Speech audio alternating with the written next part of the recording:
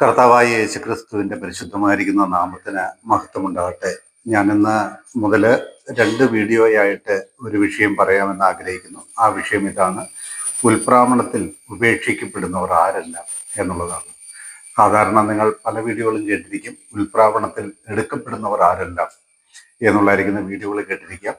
എന്നാൽ ഞാൻ പറയാൻ ആഗ്രഹിക്കുന്ന നേരെ അതിന് വിപരീതമാണ്. ഉൽപ്രാവണത്തിൽ ഉപേക്ഷിക്കപ്പെടുന്നവരാരെല്ലാം, കൈവിടപ്പെട്ടു പോകുന്നവരാരെല്ലാം എന്നുള്ളതായിരിക്കുന്ന ഒരു കാര്യമാണ് ഞാൻ പങ്കുവയ്ക്കാൻ ആഗ്രഹിക്കുന്നത്. ആമുഖമായിട്ട് ഞാനൊരു കാര്യം പറയട്ടെ. ഇന്നത്തെ ലോകത്തെ ക്രൈസ്തവ വിശ്വാസികൾ, അതായത് വേർപെട്ട ഗ്രൂപ്പുകൾ, സുവിശേഷ വിഹിതർ എന്ന് അവകാശപ്പെടുന്നവർ, അങ്ങനെയുള്ളവർ പറയപ്പെടുന്നതായിരിക്കുന്ന കാര്യം, ഉൽപ്രാവണത്തിലൊരു വലിയ സംഭവം ലോകത്ത് നടക്കും, ഒരുപാട് കാര്യങ്ങൾ നടക്കും, ഒരുപാട് പേര് ഉൽപ്രാവണത്തിൽ ചേർക്കപ്പെടുമ്പോൾ എന്താ പറയുക, ട്രെയിനുകൾ കൂട്ടിയിടിക്കും, വണ്ടികൾ കൂട്ടിയിടിക്കും എന്ന് പറഞ്ഞാൽ ഡ്രൈവർമാർ രക്ഷിക്കപ്പെട്ടവരാണെങ്കിൽ അവരെടുക്കപ്പെട്ട് കഴിയുമ്പോൾ ഇതെല്ലാം സംഭവിക്കുമെന്നാണ്. പ്ലെയിനുകൾ തലകുത്തി വീഴും. അങ്ങനെ അങ്ങനെ ഭയങ്കരമായിരിക്കുന്ന അനർത്ഥങ്ങൾ ലോകത്തെ, അനർത്ഥം എന്ന് പറഞ്ഞാൽ ഒരു വലിയ സംഭവ വികാസം ലോകത്തുണ്ടാവും. അത് അനേകരെ ചിന്തിപ്പിക്കും എന്നൊക്കെയാണ് അതിനെക്കുറിച്ച് ലോകത്തുള്ളായിരിക്കുന്ന ക്രൈസ്തവ ലോകം വിശ്വസിക്കുന്നത്. എന്നാൽ ആമുഖമായിട്ട് തന്നെ ഞാൻ നിങ്ങളോട് പറയട്ടെ, അങ്ങനെ ഒന്നും കാര്യമായിട്ട് സംഭവിക്കുകയില്ല. ഒരു ചെറിയ ശേഷിപ്പ് മാത്രമേ ഉൽപ്രാവണത്തിൽ കർത്താവിനോട് ചേർക്കപ്പെടുകയുള്ളൂ എന്നുള്ള കാര്യം നമ്മൾ മനസ്സിലാക്കണം. അതെന്തുകൊണ്ട് എന്ന് ചോദിച്ചാൽ അതങ്ങനെയാണ്. ഇന്ന് ഞങ്ങളെല്ലാവരും സ്വർഗത്തിൽ പോകുമെന്ന് പറഞ്ഞ് കാത്തിരിക്കുന്നവരെല്ലാം, ഉൽപ്രാവണത്തിൽ എടുക്കപ്പെടുമെന്ന് കാത്തിരിക്കുന്നവരെല്ലാം ഉൽപ്രാവണത്തിൽ ചേർക്കപ്പെടുമെന്ന് ആരും കരുതല്ലേ. ഞാനിത് പറയുന്നത്, നിങ്ങൾ ആ വിധമായിരിക്കുന്ന ഒരു വിശ്വാസത്തിന്റെ കീഴിലാണ് നിങ്ങൾ നിൽക്കുന്നതെങ്കിൽ വഞ്ചിക്കപ്പെട്ട് പോകാതിരിക്കാൻ വേണ്ടിയിട്ടാണ് ഞാൻ ഈ ഒരു വിഷയം നിങ്ങളോട് പറയുന്നത്. അതുകൊണ്ട് നിങ്ങൾ ഇതിൻ്റെ 2 ക്ലാസ്സുകളും ശ്രദ്ധയോടെ കേൾക്കണം എന്ന് ഞാൻ ആഗ്രഹിക്കുന്നു. ഉൽപ്രാവണം എന്ന ഒരു വാക്ക് ബൈബിളിലില്ല കേട്ടോ. അങ്ങനെ ഒരു വാക്ക് ബൈബിളിൽ വായിക്കാനായിട്ട് കഴിയുന്നില്ല. എന്നാൽ ഈ ഉൽപ്രാവണം എന്നുള്ളതായിരിക്കുന്ന കാര്യത്തെക്കുറിച്ച് അപ്പോസ്തലനായിരിക്കുന്ന പൗലോസിനാണ് വെളിപ്പെട്ടത്, അല്ലാതെ മറ്റാർക്കും വെളിപ്പെട്ടിട്ടില്ല എന്നും കൂടെ നിങ്ങൾ മനസ്സിലാക്കണേ. അതായത് കർത്താവായ യേശു ക്രിസ്തുവിനെ കുറിച്ച് ഒന്നും പറഞ്ഞിട്ടില്ല. പഴയ നിയമ പ്രവാചകന്മാർ ഈ വിഷയത്തെക്കുറിച്ച് യാതൊരു സൂചനയും തന്നിട്ടില്ല, ഒന്നും തന്നിട്ടില്ല. അതൊക്കെ ഉണ്ടെന്ന് തോന്നുന്നത് വെറുതെ ഒരു വാദഗതി മാത്രമേ ഉള്ളൂ. അങ്ങനെ ചിലര് ജീവനോടെ ഒന്ന് സ്വർഗത്തിലേക്ക് എടുക്കപ്പെട്ടില്ലേ, ഏരിയാവൊക്കെ പോയില്ലേ, ഹാനോക്ക് പോയില്ലേ, അതൊക്കെ ഉൽപ്രാവണത്തിന് മുൻകുറി, അതൊക്കെ പറയുന്നത് വെറും മണ്ടത്തരം. അങ്ങനെ ഇന്നത്തെ സഭയുടെ ഉൽപ്രാവണത്തെക്കുറിച്ച് എവിടെയും ആരും, പഴയ നിയമത്തിലാകട്ടെ കർത്താവായ യേശു ക്രിസ്തു ആകട്ടെ, പറഞ്ഞിട്ടില്ല. അപ്പം അതുകൊണ്ട് തന്നെ 12 അപ്പോസ്തലന്മാർക്ക് അതിനെക്കുറിച്ച് യാതൊരു അറിവുമില്ല. കാരണം അവരുടെ പ്രതീക്ഷ ഉൽപ്രാവണമല്ല. 12 അപ്പോസ്തലന്മാരുടെ പ്രതീക്ഷയും പ്രത്യാശയും ഉൽപ്രാവണമല്ല. പിന്നെ എങ്ങനെയാണ് അവരതിനെക്കുറിച്ച് പറയുന്നത്? അവർക്ക് ആർക്കും അതിനെക്കുറിച്ച് ഒന്നും തന്നെ അറിയുകയില്ല എന്നുള്ളത് നമ്മൾ മനസ്സിലാക്കണം. അപ്പം ഈ ഉൽപ്രാവണം എന്ന വാക്ക് ബൈബിളിലില്ല എന്ന് ഞാൻ പറഞ്ഞല്ലോ.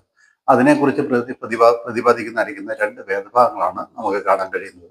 അത് വായിക്കുമ്പോൾ നമുക്കൊരു കാര്യം മനസ്സിലാവും വ്യക്തമായിട്ട്. ഇത് അനാദികാലം മുതൽ മറഞ്ഞിരുന്ന ഒരു രഹസ്യമായിരിക്കുന്ന, ദൈവത്തിന് മാത്രം അറിയാവുന്ന ഒരു രഹസ്യ പദ്ധതിയുടെ വെളിപ്പാടാണ്. ആ വെളിപ്പാട് കിട്ടിയത് അപ്പോസ്തലനായിരിക്കുന്ന പൗലോസിനാണ് എന്നുള്ളത് നമുക്ക് മനസ്സിലാക്കാൻ പറ്റും. 1 കൊരിന്ത്യർ ലേഖനം അതിൻ്റെ 15-ാം അധ്യായത്തിൻ്റെ 50 മുതലുള്ള വാക്യങ്ങൾ ഇങ്ങനെയാണ് നമ്മൾ വായിക്കുന്നത്: സഹോദരന്മാരെ, മാംസരക്തങ്ങൾക്ക് ദൈവരാജ്യത്തെ അവകാശമാക്കാൻ കഴിയുകയില്ല, ദ്രവത്വം അദ്രവത്വത്തെ അവകാശമാക്കിയുമില്ല എന്ന് ഞാൻ പറയുന്നു. എന്ന് പറഞ്ഞാൽ നമ്മുടെ ശരീരം ദ്രവിക്കുന്നതാണ്. സ്വർഗം ദ്രവത്വത്തിന് കീഴ്പ്പെടുന്ന ഒന്നല്ല. അതുകൊണ്ട് സ്വർഗമാകുന്ന അദ്രവത്വത്തെ ദ്രവിച്ചു പോകുന്നതായിരിക്കുന്ന ഈ ശരീരം അവകാശപ്പെടുത്തുകയില്ലെന്നാണ് പറഞ്ഞതിൻ്റെ അർത്ഥം എന്ന് ഞാൻ പറയുന്നു. ഞാൻ ഒരു മർമ്മം നിങ്ങളോട് പറയാം കണ്ടോ. അവിടെ പൗലോസ് ഇത് പറഞ്ഞു കൊടുക്കുമ്പോൾ തന്നെ പറയുന്നത് ഇതൊരു മർമ്മമാണെന്നാണ്, മിസ്റ്ററി ആണെന്നാണ്. എന്ന് പറഞ്ഞാൽ ഇതിനു മുമ്പ് ആർക്കും ഒരിക്കലും വെളിപ്പെട്ടിട്ടില്ലാത്ത ഒരു മഹാരഹസ്യമാണെന്ന് പറയുന്നത്. നാം എല്ലാവരും നിദ്ര കൊള്ളുകയില്ല, എന്നാൽ അന്ത്യകാഹളനാദത്തിങ്കൽ പെട്ടെന്ന് കണ്ണു വെക്കുന്നിടയിൽ നാം എല്ലാവരും രൂപാന്തരപ്പെടും. കാഹളധ്വനിക്കും, മരിച്ചവർ അക്ഷയരായി ഉയർക്കുകയും നാം രൂപാന്തരപ്പെടുകയും ചെയ്യും. ഈ ദ്രവത്വമുള്ളത് അദ്രവത്വത്തെയും ഈ മർത്യമായത് അമർത്യത്തെയും ധരിക്കണം. ഈ ദ്രവത്വമുള്ളത് അദ്രവത്വത്തെയും ഈ മർത്യമായത് അമർത്യത്തെയും ധരിക്കുമ്പോൾ മരണം നീങ്ങി ജയം വന്നിരിക്കുന്നു എന്നെഴുതിയ വചനം നിവൃത്തിയാകും. ഹേ മരണമേ, നിന്റെ ജയം എവിടെ? ഹേ മരണമേ, നിന്റെ വിഷമുള്ള എവിടെ? മരണത്തിന്റെ വിഷമുള്ള പാപം, പാപത്തിന്റെ ശക്തിയോ ന്യായപ്രമാണം. നമ്മുടെ കർത്താവായ യേശു ക്രിസ്തു മുഖാന്തരം നമുക്ക് ജയം നൽകുന്ന ദൈവത്തിന് സ്തോത്രം. ഇത്രയുമാണ് അതിനെക്കുറിച്ച് ആദ്യമായിട്ട് കൊരിന്ത്യർക്ക് എഴുതിയ 1-ാം ലേഖനം അതിൻ്റെ 15-ാം അധ്യായത്തിൻ്റെ 50 മുതലായിരിക്കുന്ന വാക്യങ്ങളിൽ പൗലോസ് പറയുന്നത്. ഇവിടെ എന്താണ് ഈ മർമ്മമായിരിക്കുന്നത്? മരിച്ചവരുടെ ഉയർത്തെഴുന്നേൽപ്പാണോ? അല്ല. മരിച്ചവരുടെ ഉയർത്തെഴുന്നേൽപ്പിനെ കുറിച്ച് ഒരുപാട് ഭാഗങ്ങൾ പറയുന്നുണ്ട്. പഴയ നിയമത്തിൽ പറയുന്നുണ്ട്, പുതിയ നിയമത്തിന്റെ ഇതര ഭാഗങ്ങളിലെല്ലാം പറയുന്നുണ്ട്. കർത്താവായ യേശു ക്രിസ്തു പല പ്രാവശ്യം നിങ്ങൾ ഉയർത്തെഴുന്നേറ്റ് മനുഷ്യപുത്രനോടുകൂടെ പിന്നെ തേജസ്സിന്റെ സിംഹാസനത്തിൽ ഇരുന്ന് ഇസ്രായേൽ ഗോത്രം 12 ന്യായം വിധിക്കും എന്ന് പറയുന്നുണ്ട്. അപ്പൊ ഇവിടെ പറയുന്ന ഉയർത്തെഴുന്നേൽപ്പല്ല, മരിച്ചവരുടെ ഉയർത്തെഴുന്നേൽപ്പല്ല ഇവിടെ മർമ്മം എന്ന് പറയുന്നത്. പിന്നെ അതാ ജീവനോടിരിക്കുന്നവർ രൂപാന്തരപ്പെട്ട് കർത്താവിന്റെ അടുക്കിലേക്ക് ചേർക്കപ്പെടുന്നതായിരിക്കുന്ന ഒരവസ്ഥ. രൂപാന്തരം പെടുക എന്ന് പറഞ്ഞാൽ തന്നെ അറിയില്ലേ, അതായത് ഈ ശരീരം പെട്ടെന്ന് എത്ര നേരം കൊണ്ടാണെന്ന് പൗലോസ് പറയുന്നുണ്ട്, കണ്ണിമയ്ക്കുന്നിടയിൽ നാം എല്ലാവരും നിദ്ര കൊള്ളുകയില്ല, എന്നാൽ അന്ത്യകാലത്തിൽ പെട്ടെന്ന് കണ്ണിമയ്ക്കുന്നിടയിൽ നാം എല്ലാവരും കണ്ണ് ചിമ്മി തുറക്കുന്ന നേരം കൊണ്ട് ജീവനോടിരിക്കുന്നവർ രൂപാന്തരപ്പെട്ട് സ്വർഗത്തിലേക്ക് പോകും. ഇതൊന്നും ഞാൻ അധികം വിശദീകരിക്കണ്ട, എല്ലാവർക്കും അറിയാവുന്ന കാര്യങ്ങളാണ്. അപ്പൊ ഈ കാര്യം പൗലോസിലൂടെയാണ് ലോകത്തിൽ വെളിപ്പെട്ടത്. പൗലോസാണ് ഇതിനെക്കുറിച്ച് പറഞ്ഞത്. എന്തുകൊണ്ടാണ് ഇത് പൗലോസ് പറഞ്ഞത്? നിങ്ങൾ ആരെയും ചിന്തിച്ചിട്ടുണ്ടോ? ഇത് വായിച്ചിട്ട് എല്ലാവരും പറയും, കുറെ പേർക്ക് കുറെ കാര്യങ്ങൾ വെളിപ്പെടുത്തി കൊടുത്തല്ലോ കർത്താവ്. അതായത് പഴയ നിയമത്തിലെ പ്രവാചകന്മാർക്കും എല്ലാം പലതും വെളിപ്പെടുത്തി കൊടുത്തല്ലോ. അതുപോലെ ഒരു പൊതുവായിരിക്കുന്ന കാര്യം പൗലോസിനും അങ്ങ് വെളിപ്പെടുത്തി കൊടുത്തതായത്. അപ്പൊ ഇതെല്ലാം ഒന്നിനോടൊന്ന് ബന്ധപ്പെട്ട് കിടക്കുന്നതായിരിക്കും. പഴയ നിയമത്തിലെ വെളിപ്പാടുകളും അതെ, കർത്താവായ യേശു ക്രിസ്തു പറഞ്ഞ വാക്കുകളും അതെ, 12 അപ്പോസ്തലന്മാരുടെ ഉപദേശവും അതെ, പൗലോസ് പറയുന്നതായിരിക്കുന്ന ഈ മർമ്മങ്ങളും അതെ, ഒന്നിനോടൊന്ന് ബന്ധപ്പെട്ട് ബൈബിളിൽ ആഹ്വാനം കിടക്കുന്ന മൊത്തം സംഗതിയാണ്. ഈ മൊത്തം സംഗതിയിൽ എല്ലാവരും ഉൾപ്പെടുമെന്നാണ്. എന്നാൽ അങ്ങനെയല്ല. നമ്മൾ ആദ്യം മനസ്സിലാക്കേണ്ടത് പൗലോസിന്റെ സുവിശേഷം, പൗലോസിലൂടെ ലോകത്തിന് വെളിപ്പെട്ടതായിരിക്കുന്ന ക്രിസ്തുവിന്റെ സുവിശേഷം, അതാണ് നമ്മൾ മനസ്സിലാക്കേണ്ടത്. അതായത് കൃപയുടെ സുവിശേഷം. ആ സുവിശേഷത്തിൽ വിശ്വസിക്കുന്നവർ മാത്രമേ ഈ വിധത്തിൽ ജീവനോടിരിക്കുമ്പോൾ കർത്താവ് മധ്യാകാശം വന്നാൽ ഉയർത്തെഴുന്നേൽക്കുള്ളൂ. അല്ലാതെ ആരും ഉയർത്തെഴുന്നേൽക്കില്ല. അതായത് പൗലോസിന്റെ സുവിശേഷത്തിൽ വിശ്വസിച്ച് ആ കാര്യം അത് മനസ്സിലാക്കിക്കൊണ്ട് യേശു കർത്താവിന്റെ കാൽവരി കുരിശിലെ യാഗമരണത്തിൽ ആശ്രയിച്ച് രക്ഷ പ്രാപിച്ച കൃപയുടെ സുവിശേഷത്തിൽ, അതായത് ബോഡി ഓഫ് ക്രൈസ്റ്റ്, ക്രിസ്തുവിന്റെ ശരീരമാകുന്ന സഭയിലുള്ളവർ മാത്രമേ കർത്താവ് വരുമ്പോൾ ഉയർത്തെഴുന്നേറ്റ് സ്വർഗത്തിലേക്ക് പോവുള്ളൂ. അതും പൗലോസിന്റെ സുവിശേഷത്തിൽ പൗലോസിലൂടെ കർത്താവ് പറഞ്ഞായിരിക്കുന്ന സുവിശേഷത്തിൽ, പൗലോസിന് വെളിപ്പെട്ട മർമ്മമായിരിക്കുന്ന ആ സുവിശേഷത്തിൽ വിശ്വസിച്ച് ആ രീതിയിൽ കർത്താവിനെ പിൻഗമിക്കുന്ന ഒരുത്തൻ മാത്രമേ സ്വർഗത്തിലേക്ക് പോവുകയുള്ളൂ എന്നുള്ളതായിരിക്കുന്ന കാര്യം നമ്മൾ മനസ്സിലാക്കണം. ഇതിനെക്കുറിച്ച് തന്നെയാണ് കുറച്ചും കൂടെ വിശദീകരിച്ച് കൊടുത്തിരിക്കുന്നത്. നമുക്കറിയാം, എല്ലാവർക്കും അറിയുന്ന വാക്യമാണ്. തെസ്സലോനിക്കർക്ക് എഴുതിയ 1-ാം ലേഖനം അതിൻ്റെ 4-ാം അധ്യായത്തിന്റെ 13 മുതലായിരിക്കുന്ന വാക്യങ്ങളിലും വായിക്കുന്നത്. അവിടെ എങ്ങനെയാ വായിക്കുന്നത്? സഹോദരന്മാരെ, നിങ്ങൾ പ്രത്യാശയില്ലാത്ത മറ്റുള്ളവരെ പോലെ ദുഃഖിക്കാതിരിക്കേണ്ടതിന് നിദ്ര കൊള്ളുന്നവരെ കുറിച്ച് അറിവില്ലാതിരിക്കരുതെന്ന് ഞങ്ങൾ ആഗ്രഹിക്കുന്നു. യേശു മരിക്കുകയും ജീവിച്ചെഴുന്നേൽക്കുകയും ചെയ്തു എന്ന് നാം വിശ്വസിക്കുന്നു എങ്കിൽ അങ്ങനെ തന്നെ ദൈവം നിദ്ര കൊണ്ടവരെയും യേശു മുഖാന്തരം അവനോട് കൂടെ വരുത്തും. തെസ്സലോനിക്കയിലെ വിശ്വാസികളിൽ പലരും മരിച്ചുപോയി. ഈ വിശ്വാസത്തിലേക്ക്, പൗലോസിന്റെ സുവിശേഷം കേട്ട് വിശ്വാസത്തിലേക്ക് വന്നതിന് ശേഷം, ഞാൻ എന്തുകൊണ്ട് ഈ പൗലോസിന്റെ സുവിശേഷം എന്ന് ഞാൻ എടുത്ത് പറയുന്നറിയാം. പൗലോസിന്റെ സുവിശേഷം സ്വന്തമായിട്ട് കിട്ടിയതോ സ്വന്തമായിട്ട് പറഞ്ഞൊന്നല്ല. കർത്താവായ യേശു ക്രിസ്തുവിന്റെ വെളിപ്പാടിനാൽ അത്രേ ഞാനത് പ്രാപിച്ചത്. ഞാൻ എന്നെ മനുഷ്യരാരും ഒന്നും ഗ്രഹിപ്പിച്ചിട്ടില്ല. ഞാൻ മനുഷ്യരൊന്നും പഠിച്ചിട്ടില്ല. എനിക്ക് മുമ്പുള്ള അപ്പോസ്തലന്മാരുടെ അടുക്കൽ ഞാൻ പോവുകയോ അവരോട് കേൾക്കുകയോ പഠിക്കുകയോ ചെയ്തിട്ടില്ല. കർത്താവായ യേശു ക്രിസ്തുവിന്റെ വെളിപ്പാടിനാൽ അത്രേ ഞാൻ ഇത് പ്രാപിച്ചത് എന്ന് വ്യക്തമായിട്ട് ഗലാത്യ ലേഖനത്തിൽ പൗലോസ് പറയുന്നുണ്ട്. അപ്പോൾ ഞാൻ ഈ പൗലോസിന്റെ സുവിശേഷം എന്ന് പറയുന്നത് പൗലോസിന് തനിയൊരു സുവിശേഷം കിട്ടിയെന്നാൽ പൗലോസിന് കർത്താവായി യേശു ക്രിസ്തു വെളിപ്പെടുത്തി കൊടുത്തായിരിക്കുന്ന സുവിശേഷം എന്നേ അർത്ഥമുള്ളവര് അത് മനസ്സിലാക്കണം. ഇപ്പൊ നമ്മൾ പഴയ നിയമം വായിക്കുമ്പോഴൊക്കെ പറയാറില്ലേ, എന്താ പറയുന്നത്? പഴയ നിയമം വായിക്കുമ്പോൾ പറയാറുണ്ട് മോശയുടെ ന്യായപ്രമാണം എന്ന് പറയാറില്ലേ. മോശയ്ക്ക് എന്താ സ്വന്തമായിട്ടൊരു ന്യായപ്രമാണം? മോശയാണോ ഈ ന്യായപ്രമാണം പറഞ്ഞതും എഴുതിയതും ലോകത്തിന് ഉപദേശം കൊടുത്തത് മോശയാണോ? അല്ലല്ലോ, ദൈവമല്ലേ. ദൈവം മോശയിലൂടെ കൊടുത്തു. അതുകൊണ്ട് അതിന് മോശയുടെ ന്യായപ്രമാണം എന്ന് പറയുന്നത് പോലെ കർത്താവായ യേശു ക്രിസ്തു ഉയർത്തെഴുന്നേറ്റ് സ്വർഗത്തിലേക്ക് പോയതിനു ശേഷം പൗലോസ് അപ്പോസ്തലനെ വിളിച്ച് അനാദികാലം മുതൽ ദൈവത്തിൽ മറഞ്ഞു നടന്നിരിക്കുന്ന മഹാരഹസ്യമായിരിക്കുന്ന ഈ കൃപയുടെ സുവിശേഷം, അതിൻ്റെ ആ തുടക്കം, അതിൻ്റെ തുടർച്ച, അതിൻ്റെ അവസാനം, ഇതെല്ലാം തന്നെ പൗലോസിന് തന്നെ മാത്രമായിട്ട് വെളിപ്പെടുത്തി കൊടുത്ത കാര്യമാണ്. ഇത് പൗലോസ് ആരോടും പഠിച്ചതല്ല. 12 അപ്പോസ്തലന്മാരോട് ചോദിച്ച കാര്യങ്ങൾ ഗ്രഹിച്ചതൊന്നുമല്ല. അത് നമ്മൾ മനസ്സിലാക്കണം. അതുകൊണ്ടാണ് ഞാൻ അതിന് പൗലോസിന്റെ സുവിശേഷം എന്ന് പറയുന്നത്. പൗലോസ് തന്നെയും പല സ്ഥലങ്ങളിൽ എൻ്റെ സുവിശേഷം എന്ന് പറയുന്നത് നിങ്ങൾക്കറിയാമല്ലോ. റോമാലേഖനത്തിലൊക്കെ നമ്മൾ വായിക്കുന്നില്ലേ, എൻ്റെ സുവിശേഷം പറഞ്ഞിരിക്കുന്നെങ്കിൽ നശിച്ചു പോകുന്നവർക്കത്രേ പിന്നെ എൻ്റെ സുവിശേഷ പ്രകാരം നിങ്ങളെ ന്യായം വിധിക്കുന്ന നാളിൽ തന്നെ. പൗലോസിന് അങ്ങനെ പറയാമെങ്കിൽ നമുക്കത് പറഞ്ഞുകൂടെ? പൗലോസിന്റെ സുവിശേഷം എന്ന് പറഞ്ഞുകൂടെ?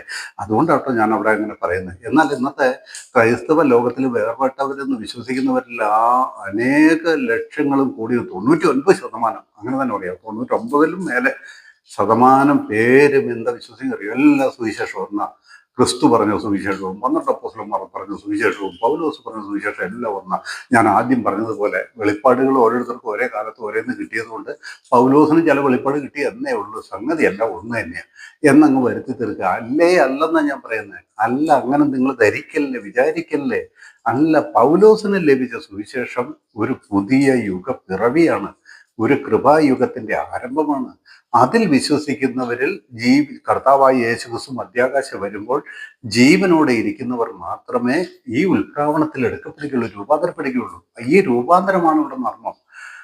ജീവനോടെ ഇന്ന് കർത്താവ് വന്നാൽ ജീവനോടെ ഇരിക്കുന്നവർ മാത്രമേ ഈ ഉൽപ്രാവണത്തിൽ ചേർക്കപ്പെടുകയുള്ളൂ. കണ്ണിമയ്ക്കുന്ന നേരം കൊണ്ട് നമ്മുടെ ഈ ശരീരം, ഭൗതിക ശരീരം പെട്ടെന്ന് കാണാതെയാവുകയും അതിന് മുകളിൽ സ്വർഗീയ ശരീരം ധരിച്ച് നാം ക്രിസ്തുവിനെ എതിരേൽപ്പാൻ സ്വർഗത്തിലേക്ക് എടുക്കപ്പെടുകയും ചെയ്യും എന്നുള്ളതാണ്.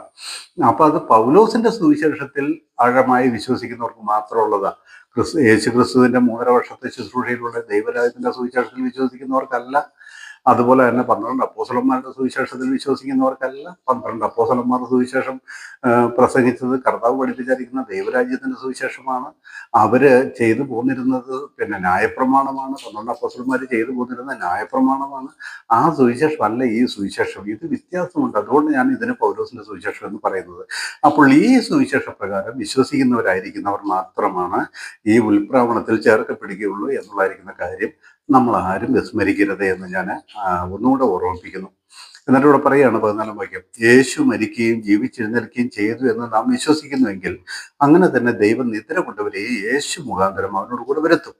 കർത്താവിന്റെ പ്രത്യക്ഷത വരെ ജീവനോടെ ശേഷിക്കുന്നവരായി നാം നിദ്ര കൊണ്ടവർക്ക് മുമ്പാകുകയില്ല എന്ന് ഞങ്ങൾ കർത്താവിന്റെ വചനത്താൽ നിങ്ങളോട് പറയുന്നു. കർത്താവ് താൻ ഗംഭീരനാദത്തോടും പ്രധാന ദൂതന്റെ ശബ്ദത്തോടും ദൈവത്തിന്റെ കാഹളത്തോടും കൂടെ സ്വർഗത്തിൽ നിന്ന് ഇറങ്ങി വരികയും ക്രിസ്തുവിൽ മരിച്ചവർ മുമ്പേ ഉയർത്തി നിൽക്കുകയും ചെയ്യും. പിന്നെ ജീവനോടെ ശേഷിക്കുന്ന നാം അവരോട് ഒരുമിച്ച് ആകാശത്തിൽ കർത്താവിന് എതിരേൽപ്പാൻ മേഘങ്ങളിൽ എടുക്കപ്പെടും. ഇങ്ങനെ നാം എപ്പോഴും കർത്താവിൻ്റെ കൂടെ ഇരിക്കും. നമ്മളിപ്പോൾ മനസ്സിലാക്കണം, അതായത് പൗലോസിന്റെ സുവിശേഷം വിശ്വസിക്കുന്നതായിരിക്കുന്ന ഒരു വ്യക്തി മാത്രമേ ഈ വിധത്തിൽ ഇന്ന് കർത്താവായ യേശുക്രിസ്തു മധ്യാകാശം വന്നാൽ സ്വർഗത്തിലേക്ക് എടുക്കപ്പെടുകയുള്ളൂ. അതാ ഞാൻ പറഞ്ഞ വളരെ ചുരുക്കം പേരെ ഉണ്ടാവുള്ളൂ എന്ന് ഞാൻ പറഞ്ഞ, വളരെ ചുരുക്കം പേരെ ഉണ്ടാവുള്ളൂ. ഇന്നത്തെ കോടിക്കണക്കായ വേർപെട്ട സഭാ ഗ്രൂപ്പ് വേർപെട്ടവരെ കുറിച്ചല്ലാതെ മറ്റവരെ കുറിച്ച് ഒട്ടും പറയണ്ട, അല്ലേ? ഒട്ടും പറയണ്ടല്ലോ. നിങ്ങൾക്ക് അറിയാമല്ലോ, ഇപ്പൊ പട്ടത്തെ പൗരോഹിത്യ സഭകളിലുള്ളവർക്കാർക്കും ഇതെന്താന്ന് പോലും അറിയില്ല. അവരൊന്നും ഇങ്ങനെയൊന്നും വിശ്വസിക്കുന്നില്ല. അവർക്കാർക്കും ഈ ഒരു രക്ഷയും ഇല്ല, ആത്മരക്ഷ പോലും ഇല്ലെന്നുള്ളത് നമുക്കറിയാം. എന്നാൽ വേർപെട്ടവരെന്ന് വിശ്വസിക്കുന്നവർ വിചാരിക്കുന്ന എന്താന്ന് വെച്ചാൽ, ഞങ്ങൾ പള്ളിക്കാരല്ല, പട്ടത്ത സഭക്കാരല്ല, ഞങ്ങൾ അങ്ങനെയുള്ള ഉപദേശങ്ങളോ എന്താണ് കുർബാനയും കുദാശകളും ചെയ്ത് ജീവിക്കുന്നവരല്ല. ഞങ്ങൾ വേർപെട്ട സഭയാണ്, ഞങ്ങൾ യേശു ക്രിസ്തുവിന്റെ സ്വന്തമാണ്, ഞങ്ങൾ ക്രിസ്തുവിന്റെ മണവാട്ടി സഭയാണ്. മണവാട്ടി സഭ എന്നല്ല ലോകത്തിലെല്ലാവരും പറയുന്നത്. മണവാട്ടി സഭയിലുള്ള ഒരുത്തനും പോലെന്ന് ഞാൻ പറയുന്നത്.